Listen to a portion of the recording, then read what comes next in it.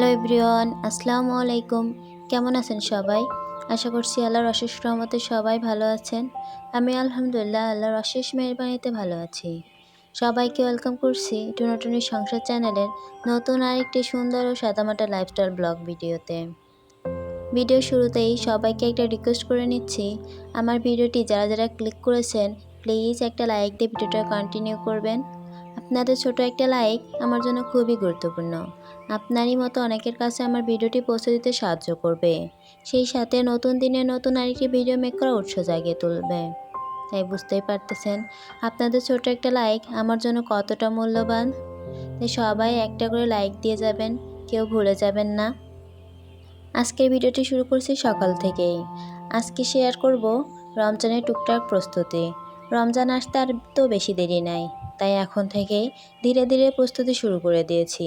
ইচ্ছে আছে রমজান এলে যেন শুধু ইবাদতেই মনোযোগ দিতে পারি, কাজের চাপ অগোছালো ভাব যেন তখন আর ডিস্টার্ব না করে। এই সময়টা আমি নিজেকে গুছিয়ে নেওয়ার চেষ্টা করছি, রুটিন ঠিক করা, প্রয়োজনীয় কাজ আগেই সেরে ফেলা, আর সবচেয়ে বড় কথা মনটাকে রমজানের জন্য প্রস্তুত করা। দোয়া করি আল্লাহ যেন আমাদের সবাইকে এই রমজানটা সুন্দরভাবে কাটানোর তৌফিক দেন, আমিন। এদিকে কিন্তু আপনাদের সাথে কথা বলতে বলতে আমি রাতের বেলা যে থালা বাসনগুলো ধুয়ে রেখেছিলাম সেগুলো সুন্দর মতো কিচেনে রেখে গুছিয়ে নিলাম। তারপরে থালা বাসন ধুয়ে রাখার যে ঝুড়িটা ছিল সেটাও ময়লা হয়েছিল, অনেকদিন ধরে পরিষ্কার করা হয় না, সেটাও সুন্দর মতো পরিষ্কার করে রেখে দিলাম। এবার চলে এসেছি, কিছু কাঁচামরিচ নিয়ে এসেছিলো সেইগুলোর বোটা ছাড়িয়ে নিব। এভাবে বোটা ছাড়িয়ে রাখলে ফ্রিজে অনেক দিনই ভালো থাকে। আর যদি বোটা ছাড়িয়ে না রাখি তাহলে দেখা যাবে অনেকগুলো কাঁচামরিচই নষ্ট হয়ে যাবে। তাই চেষ্টা করি সব সময় কাঁচামরিচগুলো আনলে এভাবে বোটা ছাড়িয়ে ফ্রিজে রেখে দিতে। তারপর চলে যাব দুপুরে রান্নার আয়োজনে। আজকে রান্না করব লাউ দিয়ে, কিছু পাঁচমিশালি মাছ ছিল সেগুলো দিয়ে রান্না করব। অফ ক্যামেরাতে আমি সব কাটাকাটি বাটাবাটি করে নিয়েছি, এমনকি মাছগুলোও ভেজে নিয়েছি। এবার চলে এসেছি সরাসরি তরকারিটা রান্না করার জন্য। প্রথমে আমি মশলা কষিয়ে তার মধ্যে লাউটা দিয়ে নিয়েছি। লাউটা বেশ কচি ছিল, আমাকে একটুও পানি ব্যবহার করতে হয় নাই। যেতটুকু পানি বের হয়েছিল ততটুকুতেই আমার লাউটা একদম সিদ্ধ হয়ে গেছিলো। তারপর লাউটা একটু ভালো মতো কষিয়ে এই যে ঝোলের পানি দিয়ে দিব। ঝোলের পানিটা দেওয়ার পরে একটু বলক আসলে আমি ভেজে রাখা মাছগুলোও দিয়ে দিব। লাউ সবজিটা আমার হাজব্যান্ড অনেক বেশি পছন্দ করে, আমার কাছে তেমন একটা ভালো লাগে না। অনেক দিনই লাউ খাওয়া হয় না, তাই ও নিয়ে এসেছে। তাই চলে আসলাম আজকে লাউটা রান্না করার জন্য। এদিকে কিন্তু আমার প্রায় লাউটা রান্নার শেষের দিকে। এবার আমি উপর থেকে কিছু ধনিয়া পাতা কুচি দিয়ে নিব। লাউয়ে ধনিয়া পাতা দিলে লাউয়ের তরকারিটা বেশ ভালোই লাগে খেতে। তাই এখানে আমি বেশ কিছু পরিমাণে ধনিয়া পাতা দিয়ে আর একটু জাল করে নিব। কিছুক্ষণ জাল করলেই আমার লাউয়ের তরকারিটা হয়ে যাবে। এবারে আমি একটা গামলাতে তরকারিটা নামিয়ে নিব। এই চুলায় কিন্তু আমি লাউয়ের তরকারিটা রান্না করছিলাম, অন্য চুলায় কিন্তু আমি একটু পালং শাক ভাজি করে নিয়েছিলাম। অনেক তাড়াহুড়োর মধ্যে দিয়ে করছিলাম রান্নাটা, এই জন্য আর সব কিছু ভিডিও ক্লিপ নিতে পারি নাই। এদিকে লাউয়ের তরকারিটা নামিয়ে আমি এবার পালং শাক ভাজিটাও একটু নামিয়ে নিব। দুপুরে রান্নাবান্না শেষ করে চুলাটা আমি ক্লিন করে নিয়েছিলাম।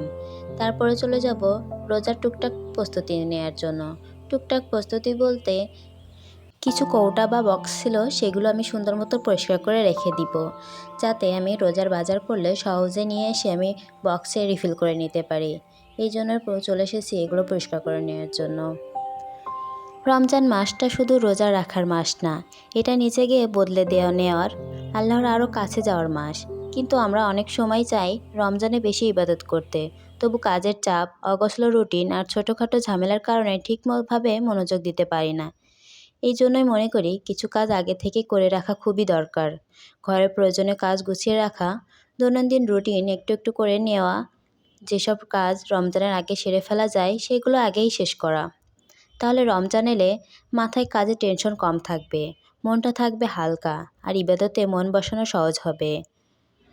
রমজান যেন শুধু ক্লান্তির মাস না হয়ে ওঠে ইবাদতের, দোয়ার আর আত্মশুদ্ধির মাস।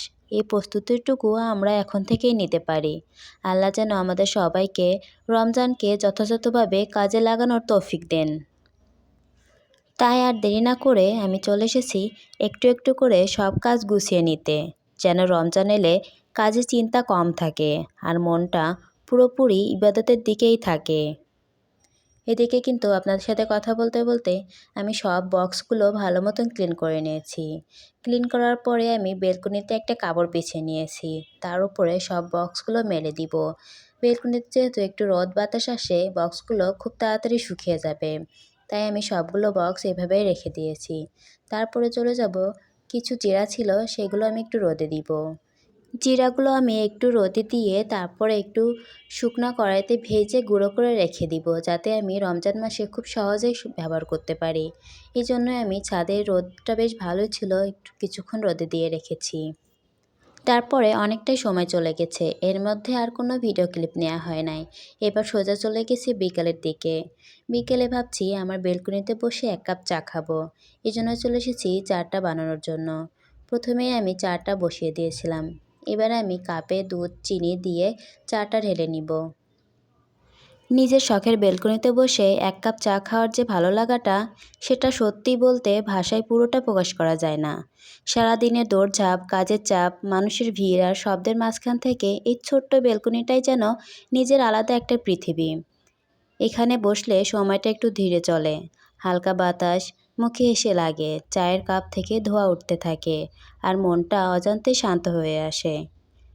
এই সময়টায় কারোর সাথে কথা না বললেও চলে, কোনো স্ক্রিনের দরকার হয় না। নিজের সাথে একটু নিজের সময়ই যথেষ্ট মনে হয়। এই এক কাপ চায়ের সাথে জুড়ে থাকে অনেক ভাবনা, অনেক নীরবতা, কখনো দিনের হিসাব, কখনো আবার শুধু নীরব অনুভব। ব্যস্ত জীবনে আমরা অনেক বড় কিছুই খুঁজি, কিন্তু সত্যিকারের শান্তিটা লুকিয়ে থাকে এই ছোট ছোট মুহূর্তের ভেতরেই।